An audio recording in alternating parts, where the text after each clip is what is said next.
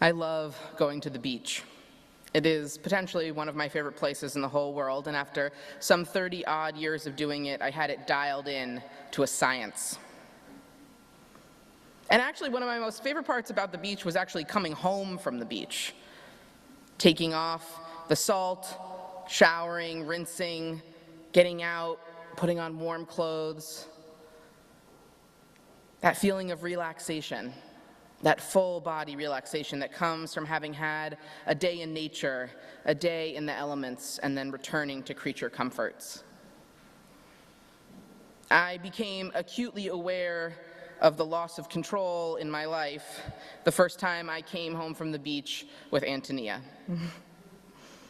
She was about 8 or 9 months old at that point, and we were on the way back from the beach, walking back to the house in Ocean City, and she was crying.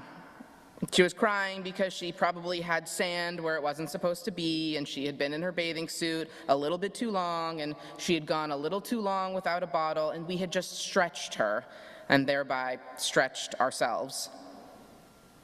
And as we rounded the bend towards the house, and her cries became louder, and her need became more urgent, I had a bolt of realization. My desires would have to wait. The salt encrusted in my hair and in my ears, the sand between my toes, the wet bathing suit making me clammy, it would have to wait a little longer. Despite the sensory overload between the sand and the crying and the thirst for cold water, it dawned on me, this was parenting, waiting just a little longer to rinse the salt, living with the sand just a few minutes more. I think that's when I finally grew up. There was physical discomfort that I had to live with, and there was spiritual discomfort that I'm still learning to accept. I belong to someone else. I am not a self-contained little world eating whenever I want, lying down whenever I want. I cannot be present to my needs and my needs alone. There is someone else who must be considered. Mary Wellmeyer states, living with an infant is an intense retreat with the power of breaking down the ego, opening the heart to the way things actually are, allowing the whole self to be present for a mystery unfolding. This month, our theme is vulnerability, and I felt such a strong resonance with that word when I became a parent. My ego was definitely broken down. As someone pretty capable and competent, I was stunned to learn I was pretty bad at this, a first-rate novice. And it isn't that I've gotten better, though I have, it's that I've gotten better at being good enough. I've gotten more comfortable being uncomfortable. And I've learned in my 18 months of motherhood that I'm not going to make it if I don't lean into that spiritual discomfort. I've learned that if I resist, if I fight to maintain a tight grip, a fisted grip of control, I actually start to parent in a way that's no longer in touch with my values, a tendency towards authority and efficiency, when what I really want is to lead with passion and patience. I work each day to surrender my ego to the demands of being a parent, to surrender to the present demands and lead with love. Betsy Hill Williams says, parenting is a ministry of love and an expression of unconditional love, and from the power of that love, parents gain the strength to make decisions popular and unpopular, easy and heartbreakingly hard, day in and day out, without ever knowing if they are right or wrong or what the future consequence might be. And so, when I dutifully accepted the sand between my toes for a little longer, and though the salt chafed at my skin, I tended to my baby, and I embraced that spiritual practice of being a parent, the way it cracked me open to my own shortcomings, how it willed me to accept how little I can control in this world. I have tried to surrender to the hardness of it, getting better at it being hard. I've tried to surrender to the truth that I was never self-contained. Because before I belonged to Tony, I belonged to my own mother and father. I had always kind of dismissed the inner child therapeutic approach.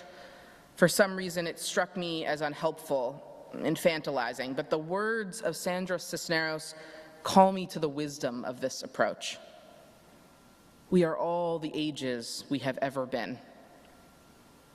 And just as I have my 30-year-old self and my 21-year-old self and my 16-year-old self inside, I also have the tiny, helpless child who was bathed and held and sung to with the same dedication, the same intensity that I have offered to my daughter. I contain my infant self, my toddler self, just as I contain my adolescent self, and it makes me feel vulnerable. To accept all the sacrifice my parents made for me, just as I do for her. Christopher Morley puts it so poignantly when he writes, standing by the crib of one's own baby, with that world-old pang of compassion and protectiveness toward this so little creature that has all its course to run, the heart flies back in yearning and gratitude to those who felt just so towards oneself. Then, for the first time, one understands the homely succession of sacrifices and pains by which life is transmitted and fostered down the stumbling generations. For some of us, it becomes a complex swirl of gratitude and guilt and also anger and grief at all that we deserved as children but were denied. It becomes a painful reminder of all that we missed out on, all that we should have received. And in turn, we are given a chance to extend that to our own children or other children, to heal ourselves while loving them. And for some of us, it becomes a deep and abiding well of compassion for the ways your own child will always be your baby, and that I am my parents' baby, forever and always.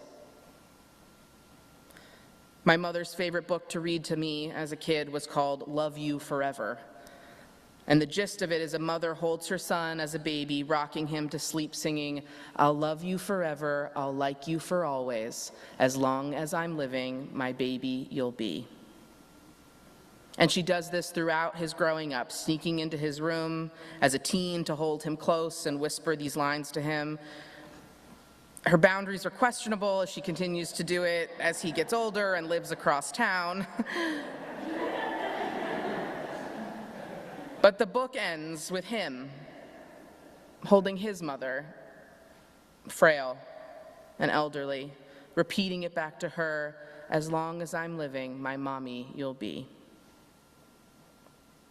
And then he returns home to hold his own child and sing that to her, and I swear to God, the first time I read that book to my own baby, I sobbed.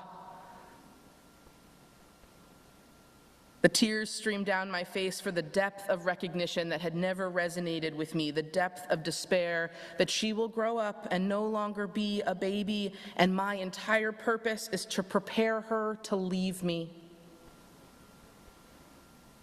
And the anguish and the heartbreak that I too had left my parents. And so I surrender.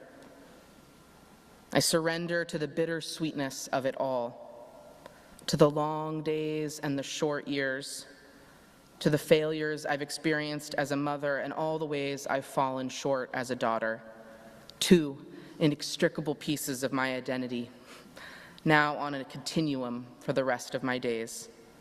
I belong to both. I am not self-contained.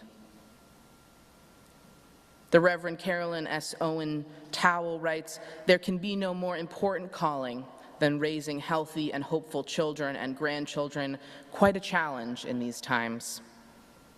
First, we must heal ourselves and make our lives upright, and then we must give our progeny all the love, patience, stability, and effort we can summon within ourselves. Here is to healing and new hope for our lives and for all those whom we touch. Healthy and hopeful children, she writes, healthy and hopeful. And in that realization of just how not self-contained I was, how not self-contained I am, that continuum of love that I find myself a part of, I realize that I want desperately, truly, madly, deeply, for all children to be as healthy and hopeful as my own. That's all I want for her. All I want for her, I want for the whole world, for every parent who peers over a crib at their vulnerable infant, who finds themselves rendered speechless at the depth of their dedication. I want them to raise healthy and hopeful children, and I want for those kids, your kids, my kids, our kids, to be given their birthright of safety and peace and celebration at their existence. Quite a challenge in these times, she writes, quite a challenge. And I don't know exactly when she wrote this, so these times that she's referring to, I don't know. But I know that these times, these current times, they challenge us greatly. They challenge us profoundly in our faithful desire for children to have safety and peace and celebration at their existence. And for now, I want to talk about our trans children, who are, without mincing words, under attack. They are being used as political pawns, political sound bites, distractions, and they are none of these things. They are our children, given, granted to us, so that we might love them into an existence that they choose for themselves.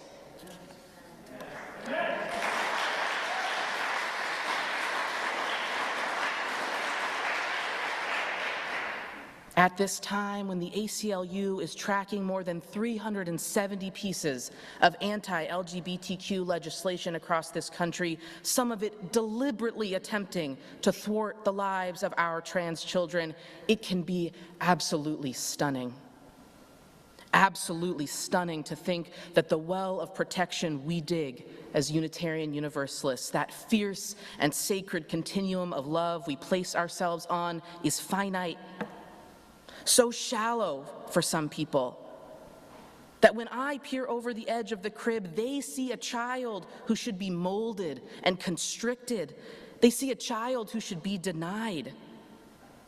And while I'm all for surrendering as a spiritual practice to the hardness of each day, I am equally and aggressively for the need to activate on behalf of our trans children.